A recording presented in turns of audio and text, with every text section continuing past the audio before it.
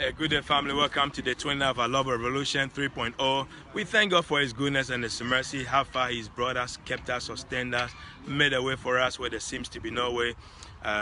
Over the past weeks, we've learned about the reckless love of God and how the love of God does something amazing for us, transforms us from darkness to light. He feeds us, He leads us, He causes us to become bold and fearless.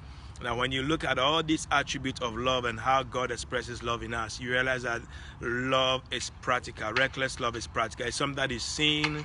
I mean, the actions that we do is what depicts the love of God that we claim we have. So today I want to talk about practicing the reckless love in our home, taking reckless love into our home.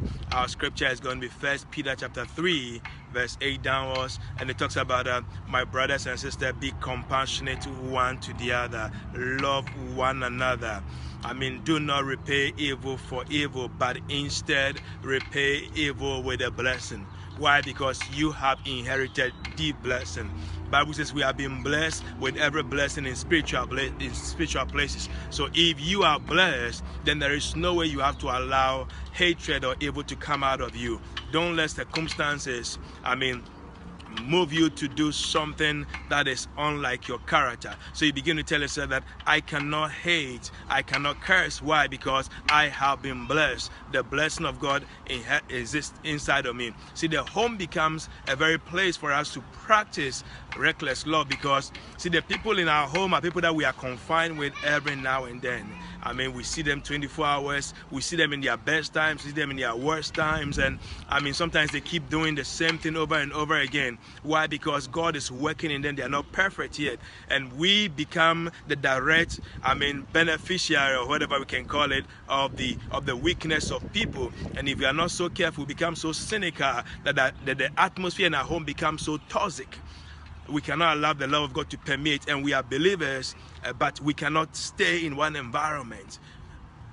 God is speaking unto you that do not repay evil with evil, but repay evil with a blessing. Why? Because what you sow is what you're going to reap. You want to kill that crazy toxic cycle that has been perpetuated in the home. God is calling us that I need you, my children, to begin to exhibit the reckless love, the love that is unconditional, the love that you show to somebody not because they deserve it, but because of who you are. Your nature is love. God has baptized you and given birth to you in love, and He expects nothing of you but to show for this love unto many. That is our challenge. And the Bible says that the eyes of the Lord are on those who do good, but He hates those who do evil.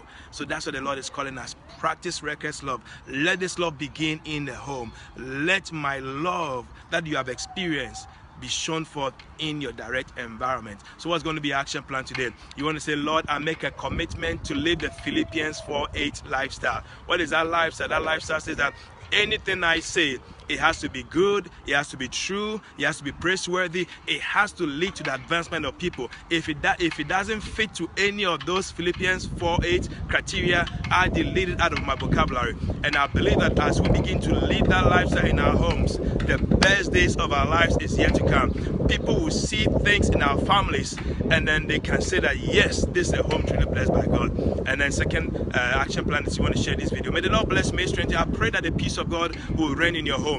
Any atmosphere of toxicity that has been infected, the love of God and the grace and the blood of God erases it. And I pray that joy of the Lord will flow to your home. God bless you, and I'll see you same time tomorrow as we continue to share a message on practicing love in the home for husbands and for wives. God bless you. Bye-bye.